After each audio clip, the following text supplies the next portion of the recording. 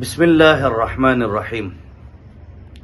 دین اسلام صرف د عبادات نوم نه دی، د اخلاقیات نوم نه دی، صرف د معاشرت نوم نه دی او صرف د معیشت نوم هم نه دی. څنګه چې په اسلام کې د عبادات یو مقام دی، د معاشرت مقام دی، د معیشت دی، دغه رنګ جی د سیاست هم یو مقام او مرتبه ده. عموما زمونږ په سوسایټي کې، زمونږ په معاشره کې او زمونږ په خطه کې سیاست دا انتهایی بدنام دی. د خلکو خیال دا دی چې سیاست دا د دروغونه عبارت دی، دا د منافقت او د دوغلپن نه عبارت دی. سیاست د فراډ او د کرپشن او د لوټ مار نوم دی. سیاست صرف د دې نوم دی چې د کرسۍ او د منصب او د جاب د حصول دپاره جایز ناجایز ته اونکته شي، خو لیکن کرسۍ ته، منصب ته، مقام ته ځان ورسولی شي. خدا سے هرگز نه ده. بعضې اوقاتو کې جی د دې موجوده چې کم زمونږ عملی سیاست دی، نو د هغې نه خلک متنفره شي او خیال یې دی چې سیاست دپاره څه حیثیت او مقام او څه مرتبه په شریعت، دین او اسلام کې نشته. خدا خبره خطا ده. د هغې وجه دا ده چې علما حضرات فرمایي چې سیاست دا درې قسمه دی. که یو انسان انکار وکړي په شد و مد سره چې زه سیاست نه کوم، خو بیا هم په هغې کې دا په خپله باندې جی مشغول دی، غیر شعوري طور باندې.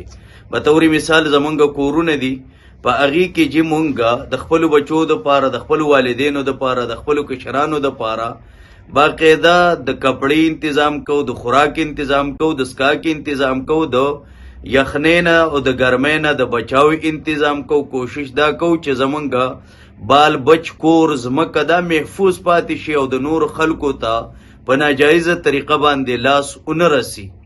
لہذا مونږ چې کله کور سنبالو، نو دغه سنبالولو ته، دغه انتظام او انصرام ته هم سیاست ویلی کیږي.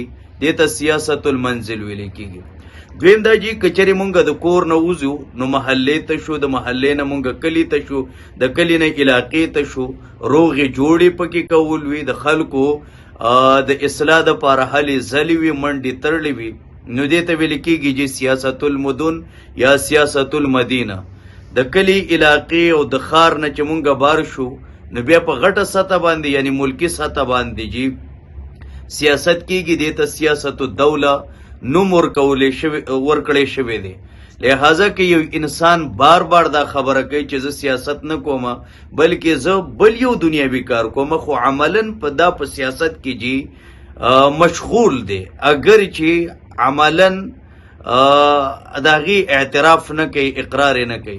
په طور مثال یو انسان د فیکټري چلی، دکان چلی، په یو کور چلی، بل زمینداره کې، خو هغې لپاره هم د انتظاماتو ضرورت وي.